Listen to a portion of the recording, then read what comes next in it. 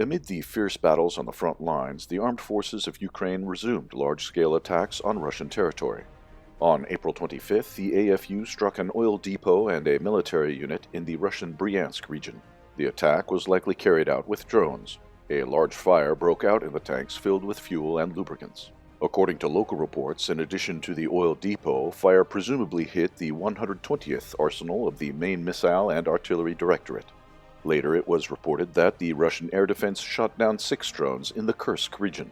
On the same day, the AFU fired at the border villages of Nehoteyevka and Zhuravlevka in the Belgorod region. 2 civilians were wounded.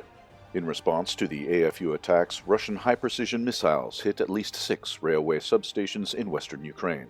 As a result, railway facilities in Krasnoe, Zdolbunov, Zhmerinka, Berdichev, Kovel, and Korosten were destroyed. The Russian Ministry of Defense reported that these stations were used for the supply of foreign equipment and weapons to the Ukrainian groups in the Donbas region. Now, railway communication in a number of western regions of Ukraine is blocked. Meanwhile, on the front lines, Russian forces are slowly advancing in different directions. The joint Russian and LPR troops are pushing the AFU to the south of Izium and near Velikaya Novoselka.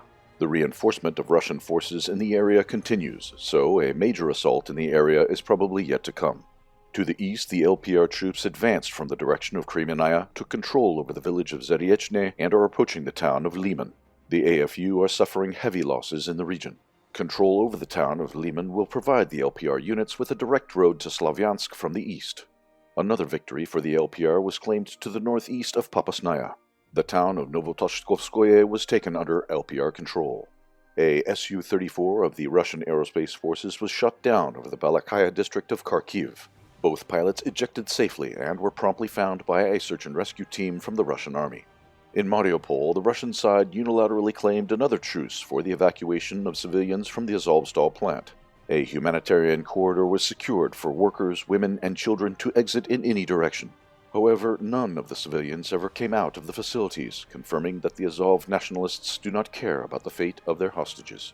2 months after the launch of Russia's military operation in Ukraine, the situation on the front lines confirms that the conflict has finally phased into a war of attrition.